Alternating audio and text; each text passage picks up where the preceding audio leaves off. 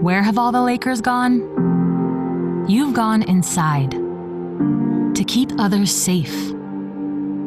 You're being flexible, creative, adapting to new ways of learning, connecting, and making a difference. These spaces miss your energy, your voice, your effect. But we know, Lakers, you'll be back, stronger for the sacrifices. The world is healthier and safer because Lakers know when to be seen and when to be felt.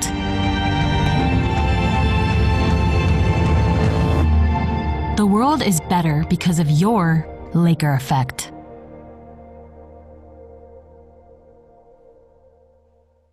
Welcome to Grand Valley State University's Town Hall for our current students. My name is Jesse Bernal, and I am the Vice President for Inclusion, Equity, and Presidential Initiatives at GVSU. We are so grateful that nearly 200 of our students have joined us today, and we have plans for over 200 to join us next week.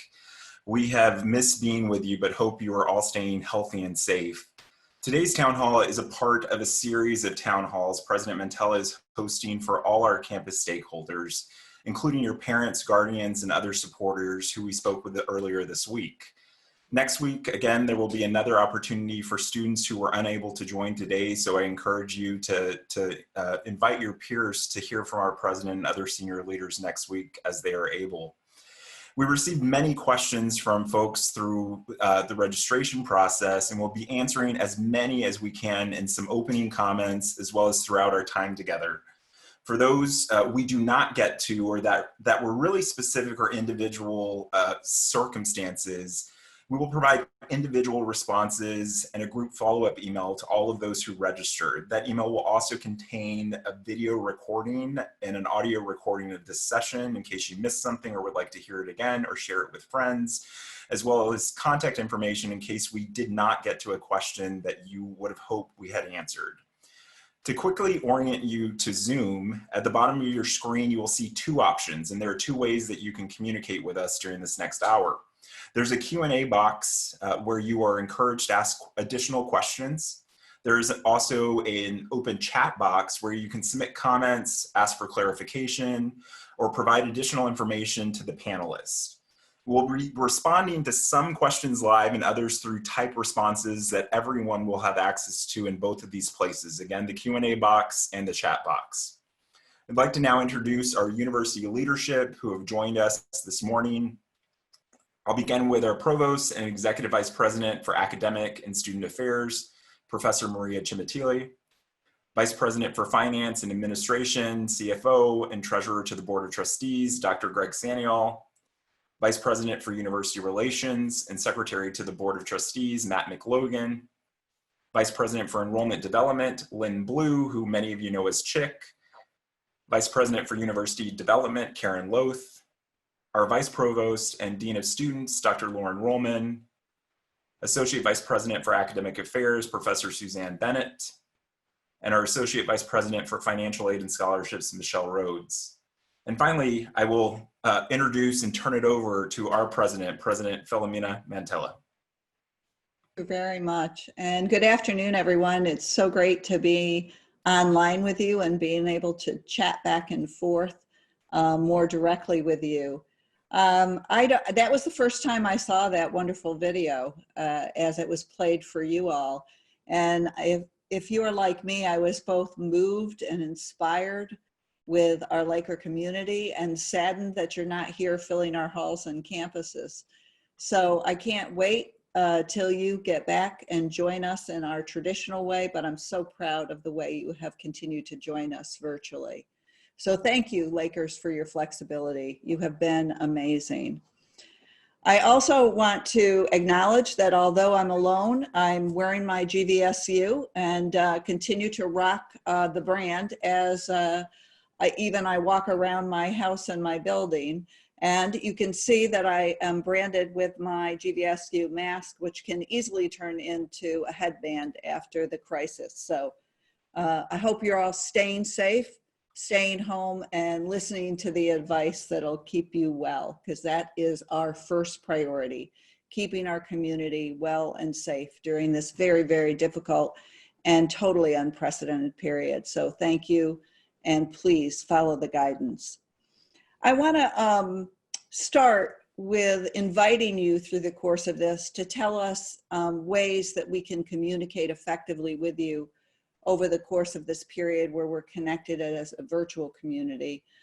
We have done a lot to reach out over the course of the weeks that have preceded this event today, and we will continue to reach out to you in various ways, through email, through Twitter, with video links, trying to keep everyone up, inspired, and moving forward.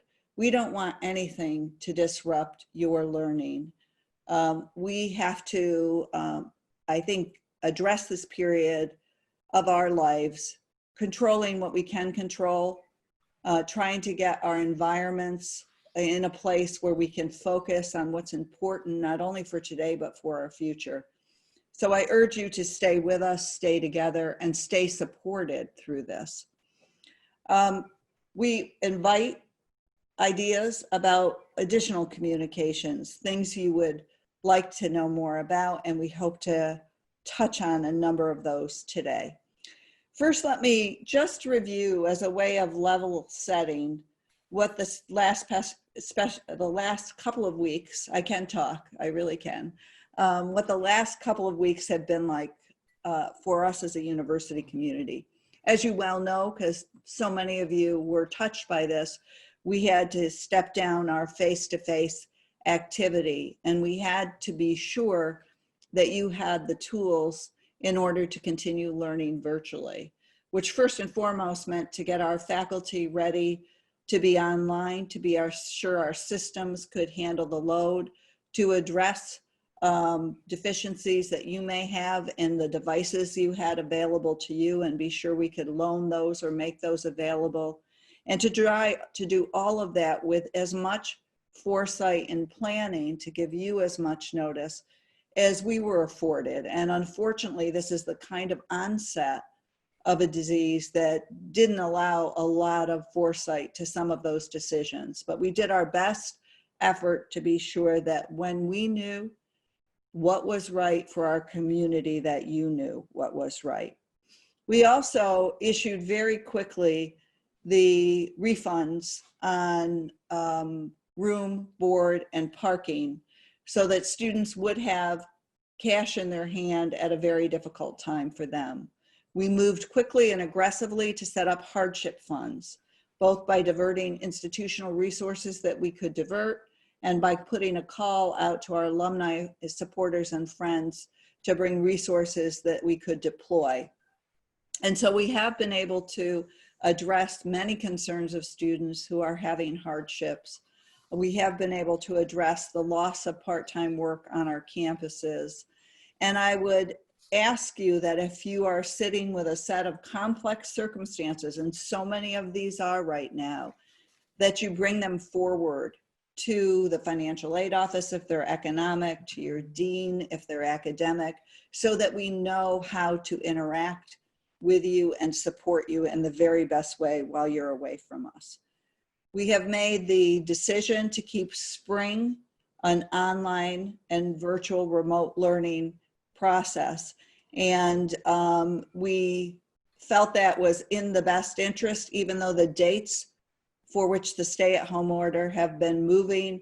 We know the curve is not yet going in the opposite and positive direction. So we felt that in the interest of being able to allow you to plan and our faculty to plan, that we would have winter and spring as remote instruction. We have not made that call for summer. Our intention will be to make that call at the end of this term.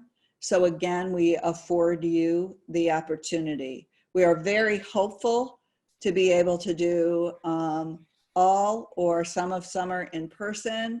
And we are, of course, looking forward to the fall and hoping and praying that everything is in place for all of us to be back in our full traditional modes for the fall term.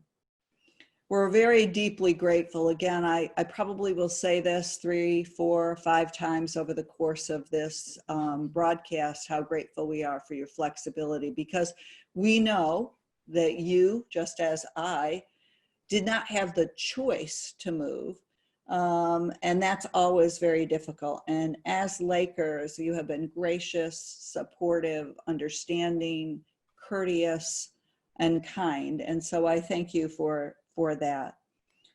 I am going to defer at the end of my opening comments to the provost so she can also speak to academic flexibility as well as the economic flexibility that we're trying to drive for those who are vulnerable or those who are experiencing disruptions in their work or in their family's work that is influencing your capacity to be able to keep moving forward.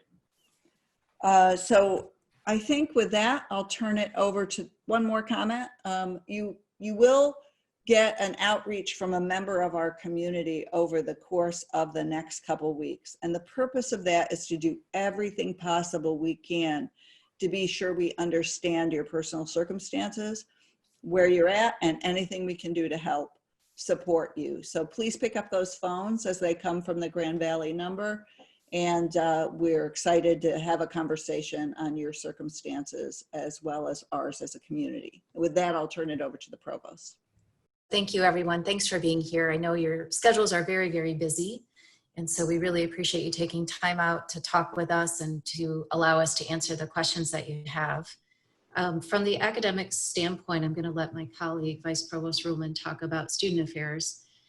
But from the academic standpoint, I just want to make you all aware, and I hope you all are already aware of some of the academic policy flexibility that we have put into place. We worked with Student Senate and our faculty governance to come up with some policies that hopefully can lessen the stress that I know you all must be feeling as much as we're all feeling. Those academic policies can be found on the Provost's website as well as the registrar's website. They include a much more liberal awarding of incompletes. We know that for some students, they may be having technological difficulties, and so it's just very difficult to complete the semester. We want to offer you the opportunity to be able to take an incomplete. If you'd like to do that, please contact your faculty members. The other option that we put into place was to have students be able to petition for credit, no credit. I think most people know what that is, but it's basically pass-fail. If you get a C or better, you pass, and if not, then it's no credit. You will be able to elect that after you see your grades for this term, winter term. There is a process that you will need to follow to be able to petition for that, and it will not be available for every class, and nor do I think it's appropriate for every student. For example, for those students who are in the medical fields, you'll want to consult with your advisor and your faculty members, where a letter grade may be imperative. So before you do anything, please, please, please talk to your advisors. But those policies are in place to be able to give you some control over the situation. When we are in this situation, we know it's very taxing, cognitively taxing, psychically taxing, but we also have so much faith in you. We know that Lakers, you can do it. You can do it, you show us that you do it, and we are here to help you. All of the faculty and staff are rallying around you to make sure that you're succeeding on your pathway of education. We encourage you to keep going. I know sometimes you feel like you want to give up. I know I've had those feelings myself, but don't. You have the tenacity within you to continue on your education, enroll for spring, summer, enroll for fall. We will make it for you, and we will try to do all of the problem solving that we can that you need. And I think with that, I'll take questions later on through the chat and question and answer that Dr. Bernal had mentioned, but I'll give it back to President Mantella now. And I will give it back to Dr. Bernal to start the Q&A. Thank you, Provost Chimintelli. Great, thank you both. We're receiving several questions, President Mantella. In a recent statement, you talked about the university being in a solid and healthy financial position. Some students, and as you know from the conversation we had with parents, guardians, and their supporters earlier this week, are curious about the current situation on university finances, and in particular on any anticipated increases in tuition or student housing and food as the university faces the same economic challenges that other organizations and families are facing across the country. So thank you. We, like every institution in the country, are going to face our challenges. There's no doubt, you know, we're going to face challenges with the resources we've gotten from our state, since most of it came from the tax base. We are trying to do the right thing by our students and be sure that we're increasing student aid and support at this period of time.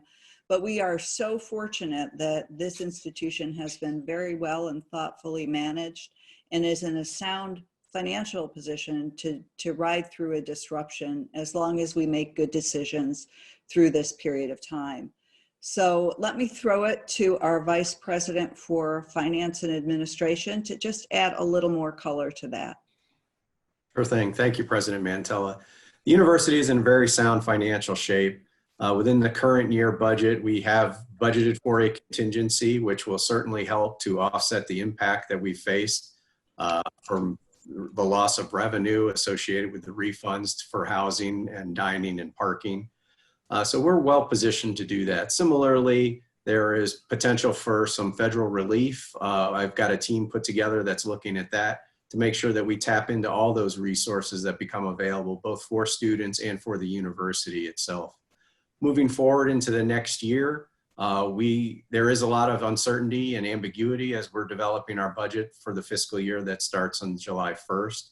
However, given the effect that with our financial depth and resources that we have right now, we are I think well positioned to absorb the short-term impact associated with COVID-19. And we're looking to budget for next year in an optimistic fashion that it'll be much like any other semester, but that we'll know more in the coming weeks as we look to develop that. I just want to come back to the question on how does it affect the price point for students. We are planning with the same assumptions we've planned in the past, which is we will not look to roll exorbitant price increases onto the Grand Valley sticker in order to absorb the shock of this. We will plan much like we have in other years, and increases will look probably very consistent with other years. And Grand Valley as an institution has both been on the low end of its price points and the low end of its increment points, and I would expect to see that again in the future. So I just wanted to circle back to address that. I also want to add one other piece that I didn't cover in the introduction is we are really guided by our values, and being student-centered and responsive first and foremost to what's happening to you is at the core of those values. And pricing and how we think about how we manage every choice that we're faced with, you're at the center of what we do. Thank you, President Mentelis. There are several students, you know, as they, as you mentioned, unexpectedly moved onto these online modalities for the delivery of education. And so many of our services are now being offered virtually. Some students are saying that they are having challenges accessing some of our services, such as advising or being in contact with their faculty members.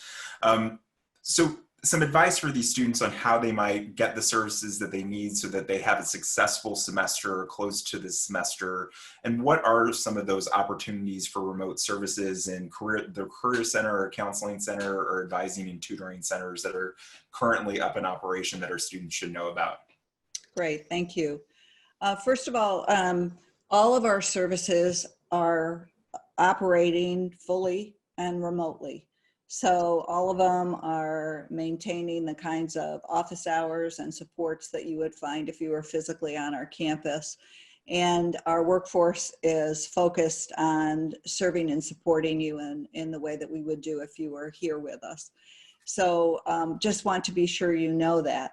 If you have challenges, and again, this is new for all of us, and there certainly could be times where you're reaching out and you're not getting a response, then I think you handle that the way you would face-to-face. You reach out first to the director of that area or the department chair if it's academic, and then to the dean.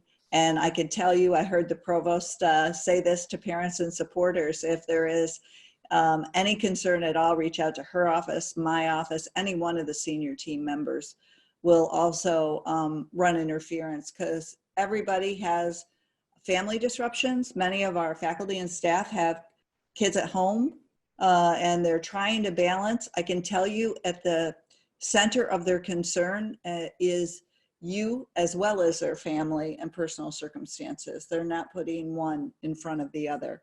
But we want to certainly fill those gaps as they're identified, and we're ready to do that. All of our services are up and running. Would anyone else on the panel like to add on that? I'll just add to that again on the Provost Office website. If you go to that website, there's a button for students. Click on that, and if you are having trouble contacting someone, there are some instructions there about how to contact the right dean's office, because sometimes you don't know what course aligns with what college. So please use that. It's the resource for you. So please take advantage of that. President Mantella, you also mentioned about the changing in financial circumstances for many of our families and students, and you've encouraged them to reach out to the financial aid office. Students also have questions about what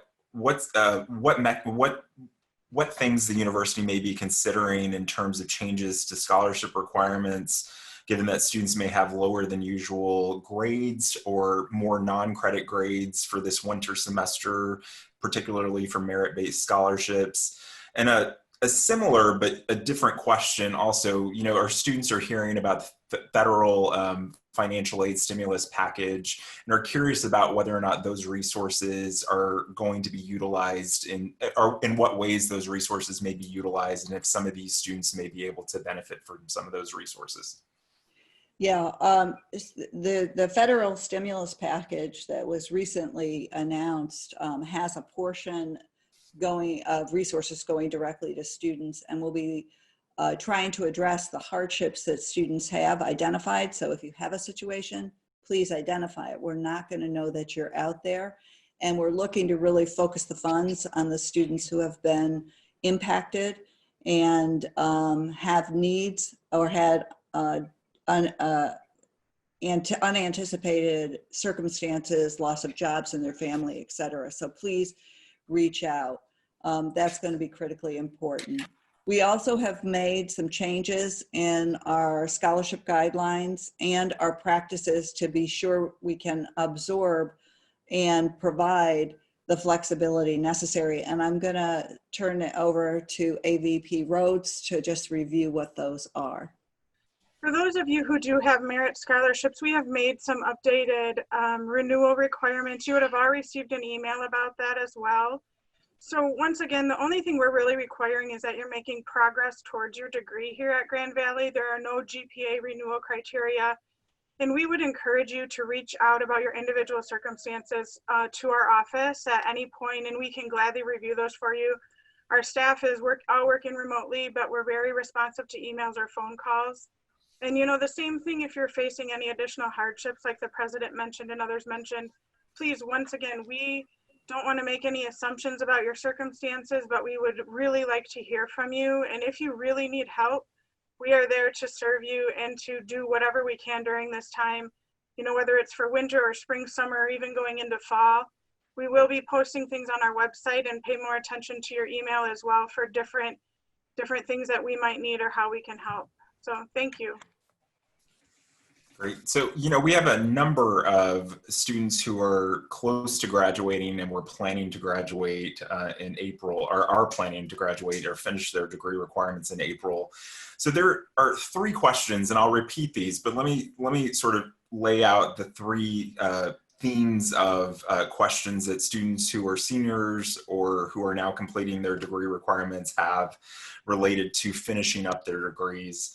One, some students have questions about some of the final degree requirements that their programs may have that may be limited currently, such as internships, clinical hours, co-ops, and different degree requirements that they're not able to complete and stay on their academic progress that they had hoped to maintain.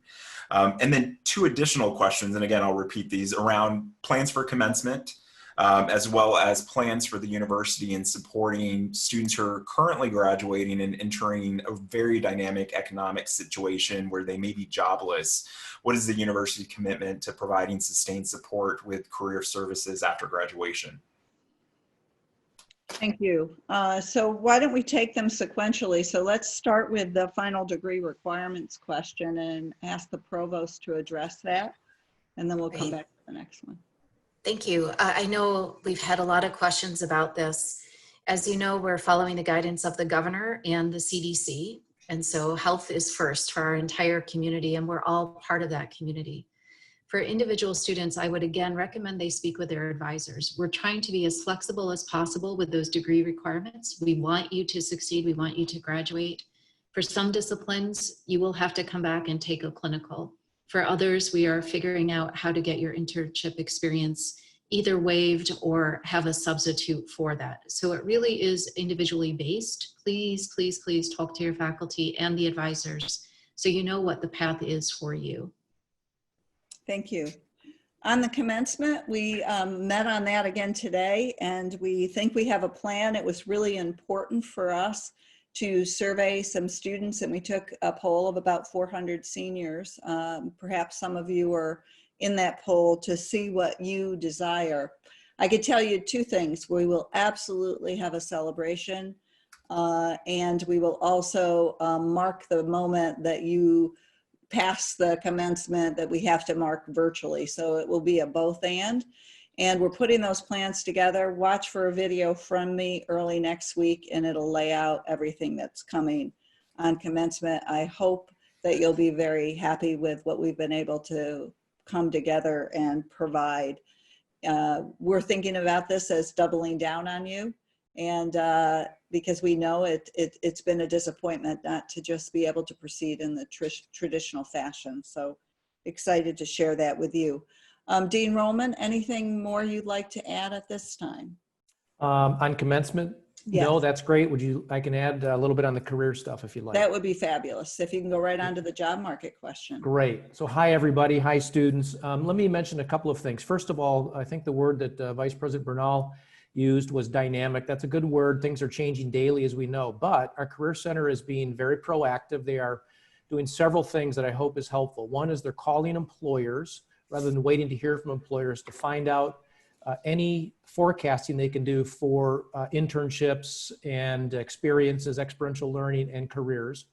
Secondly, if you had a fall appointment with the Career Center, you have already or will soon be receiving a phone call from the Career Center staff, since you've already met with them in the fall, to talk through your options. Thirdly, virtual career lab appointments will be starting, I believe, next week. And that doesn't mean that beyond the virtual career labs, you can't just call and email. We're trying to do everything we can to help know the landscape and help you know the landscape and what your options might be. So please, we're eager to help. We know it's a little anxiety provoking, but if you will call, email, and keep your eyes on the website, we will do all we can to help you find options. For those of you who are teachers, there's a virtual career fair that Grand Valley has initiated along with the 15 public universities in the state of Michigan. That will occur in early May, I believe May 9th. Watch the website.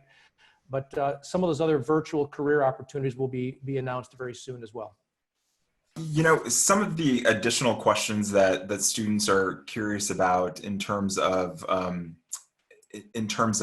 current students and are around housing and some of the many of our students still have belongings on campus. They're curious if the university has a timeline or how decisions will be made about retrieving belongings from campus.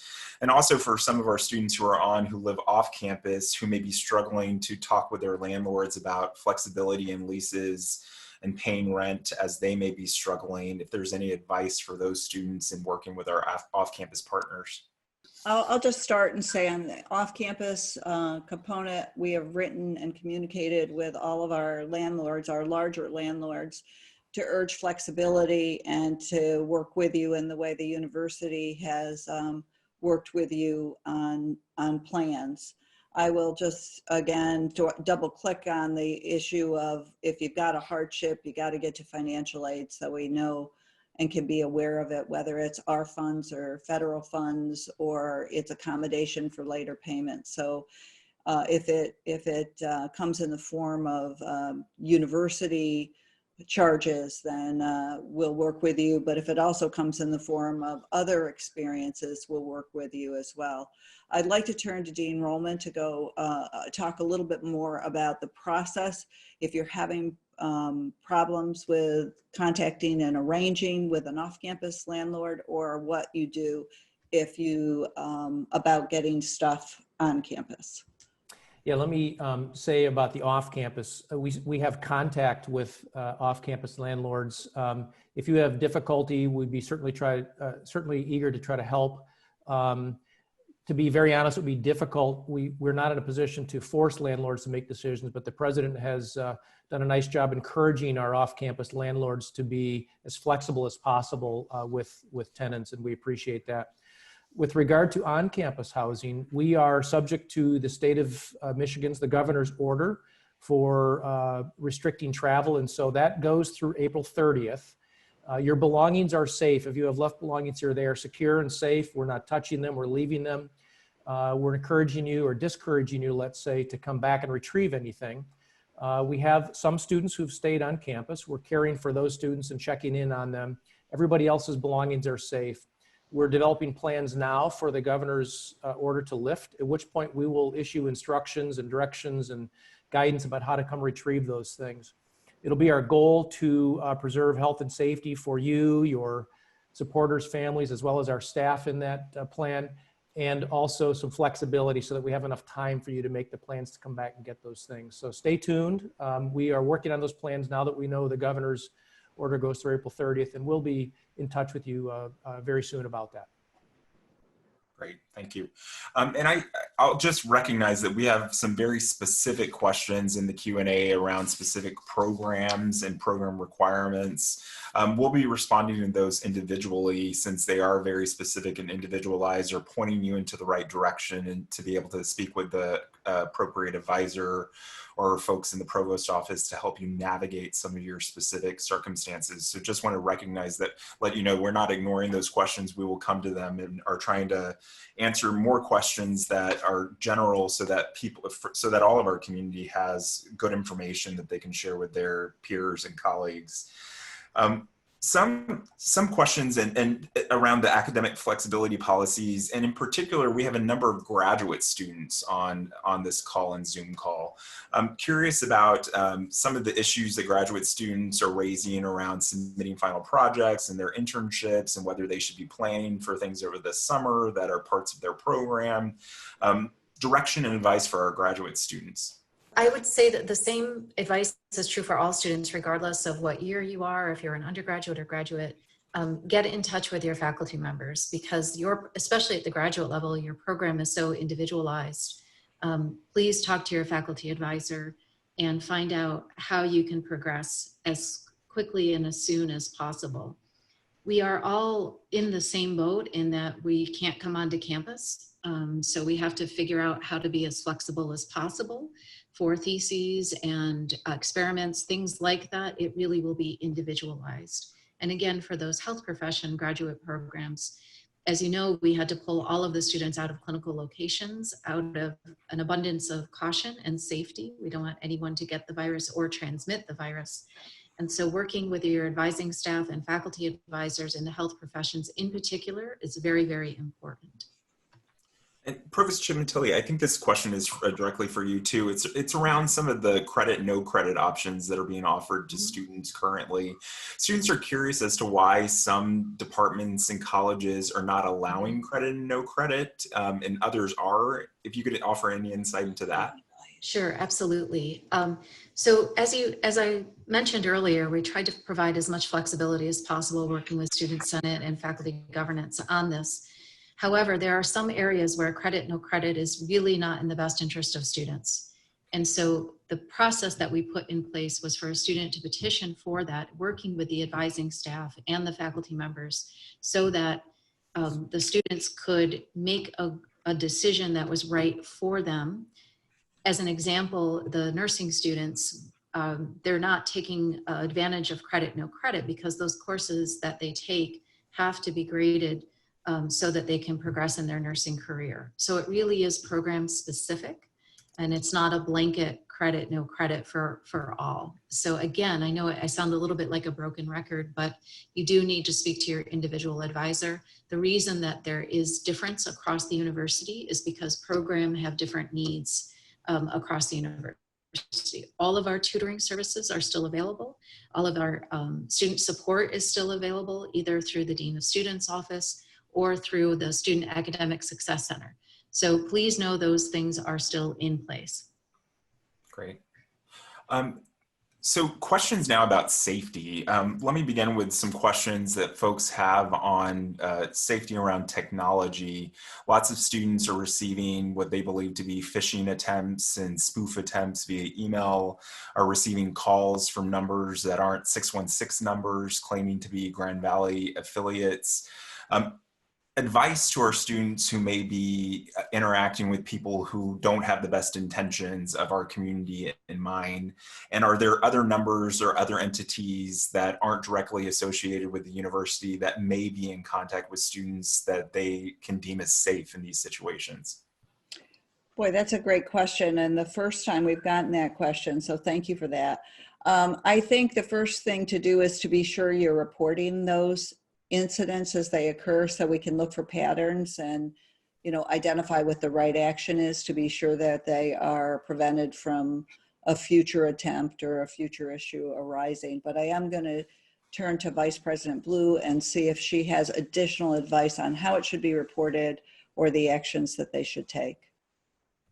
Certainly, if you're getting phishing kinds of things, they ought to be addressed or sent to the help desk so that we can block those people. Because if we know where they are, we can get back to the core, we can block them, and they are aplenty, that's for sure.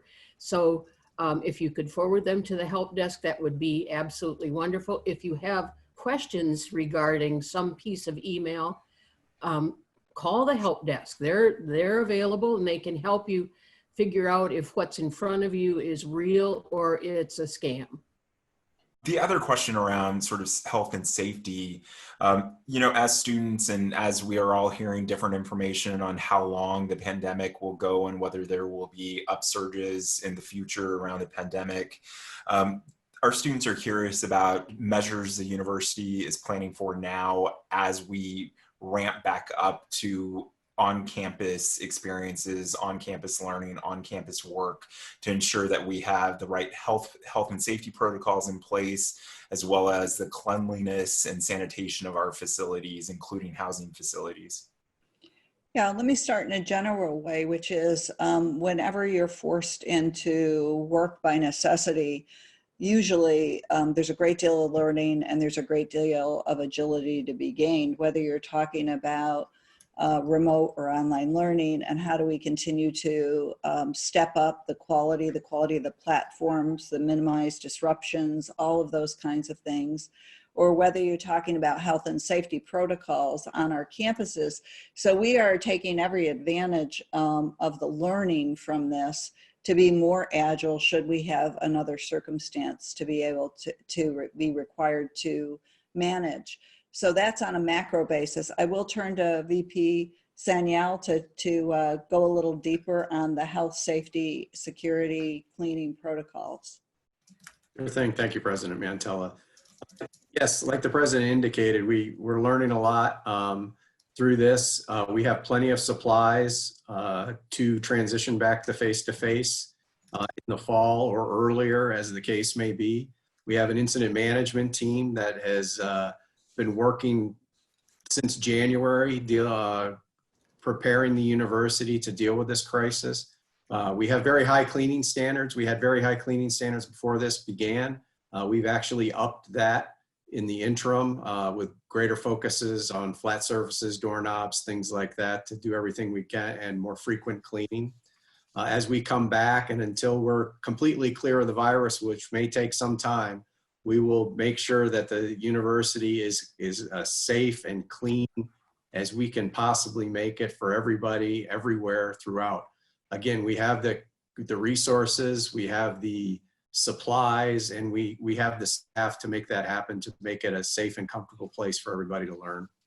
In a message you sent out earlier this week, and it's reflected in a lot of the questions that the students submitted during registration, and some that we're receiving live, are around how students should help right now. How can they help right now to those who may be facing greater needs than themselves?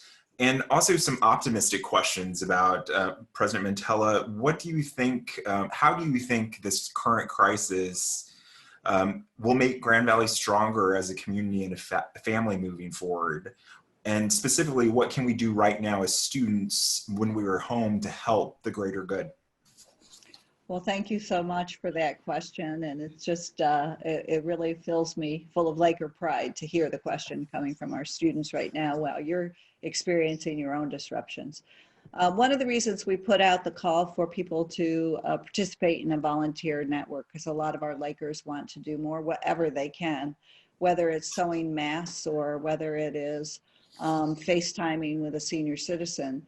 There is many places, even as we are homebound, that you can make a contribution, because what we miss the most is connection with each other. So we can achieve that at some level through technology. So I would urge you to respond to the call to be a part of the volunteer network, and respond in what way you'd like to offer your support and services to the broader community and public health interests. And thank you for that. In terms of my vision and my optimism and my excitement about this university community, it's never been higher.